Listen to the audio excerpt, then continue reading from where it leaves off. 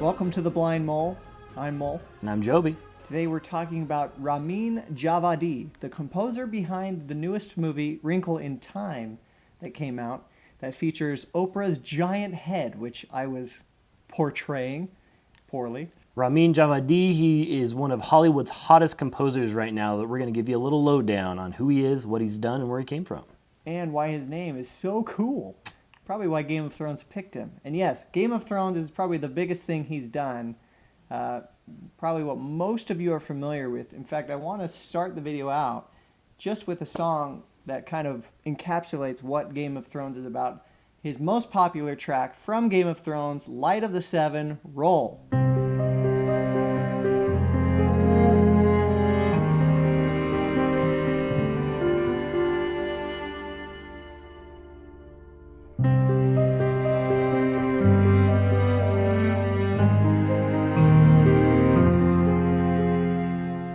So before the big show, he was at the Berklee College of Music, class of '98. Where he caught the eye of none other than Hans Zimmer. If you've watched most of our videos, you realize this is Hans Zimmer's world, and we're all just living in it. He's everywhere. Everywhere. And Ramin caught his eye. He went and he worked for Hans for a few years, and he worked on films including Pirates, and also Batman Begins, where he caught the eye of Jonathan Nolan, which is really cool, Christopher's brother. And Jonathan Nolan recruited him to work on his first real feature, Person of Interest. How interesting.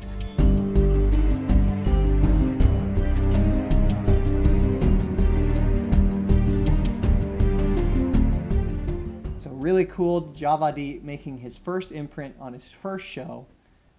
First opportunity he had, he nailed it. Nailed it. So Djawadi, he is an Iranian-German composer who's been diagnosed, I'm not sure if that's the right word, but he has what's called synesthesia, which is fascinating and which I consider a superpower. So basically, synesthesia is where an individual, they have sensory input, we have all of our senses, but they experience them simultaneously. So in his case, he listens to music and he listens to music and sees color, or he sees color and visualizes music. The man visualizes music. Sounds like a little bit of either you're on drugs or you're in Willy Wonka's chocolate factory going down that crazy trail. Oh, make him stop, Daddy! Wonka, this has gone far enough. Quite right, sir. Stop the boat. So after Person of Interest, our good man Djawadi got recruited to do Game of Thrones, which started in 2011 and is still obviously ongoing and is the biggest television production of all time. Mm-hmm. And that's a pretty nice thing to put on your resume. And then Djawadi was able to get into movies. Joby, what are some of the movies he has under his belt? Oh baby, let me count the ways. So we have, let's see. So for movies, we have Iron Man 1 from 2008. We have Warcraft from 2013. And then we also have Pacific Rim. Pacific Rim has some surprisingly pretty tracks, including Mako.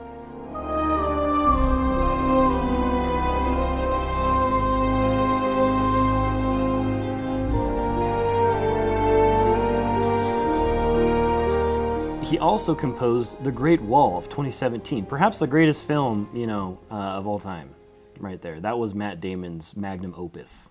And let's not forget Westworld, in which he doesn't really compose original songs per se, besides recreating some really cool classic rock songs, including Black Hole Sun by Soundgarden.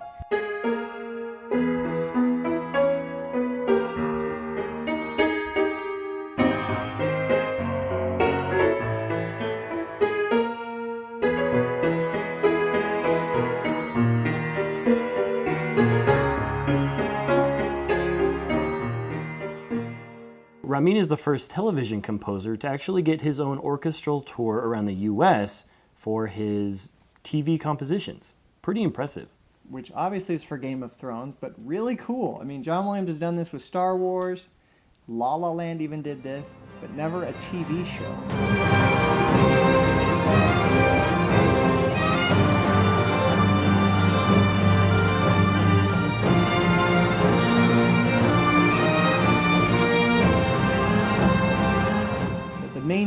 really stands out when you look at Game of Thrones, besides Light of the Seven, which we played earlier. Really, when you compare the Game of Thrones main theme with Pacific Rim's main theme, you hear Djawadi's style, which is reminiscent of what something a Zimmer student would produce. Kind of a rock sound, even in a medieval world. Maybe the only other TV composer that could go on their own orchestral tour would be Danny Elfman for The Simpsons. Maybe that'll be another episode. Now let's talk a little bit about Ramin's latest work, Wrinkle in Time. Was this a stud? Or a dud. Precisely.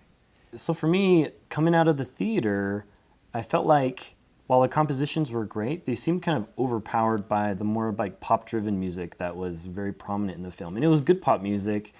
It just didn't feel like it fit thematically or maybe the moment as well as you wanted some more powerful composition. So for me, what the movie score, the game time score, 3 moles. 3 moles for the game time score. And we've been told that we just like all scores and we're giving them too high marks.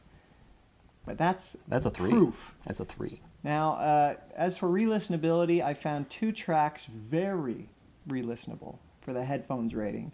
The first of which is called Uriel, which is a kind of an upbeat track that really encapsulates what I think the theme of the soundtrack is, and really goes well with what I think Langle's hope would have been had she been able to witness this movie.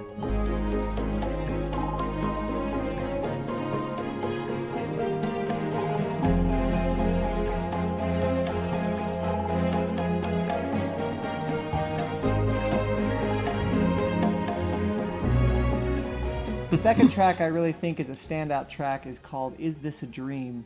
Probably the prettiest track on the score. I've listened to it on repeat a number of times.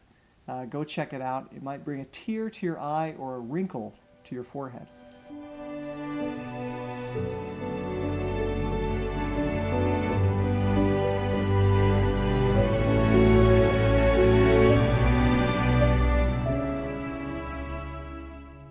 So overall, I would give it a headphones rating of 3 as well. It's not going to blow you away, which I don't think Djawadi has written a score that will blow us away yet.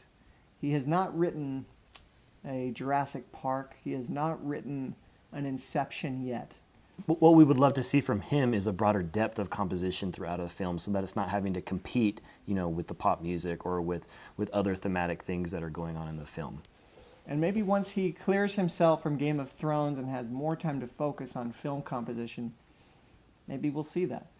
Time will tell, Lannister.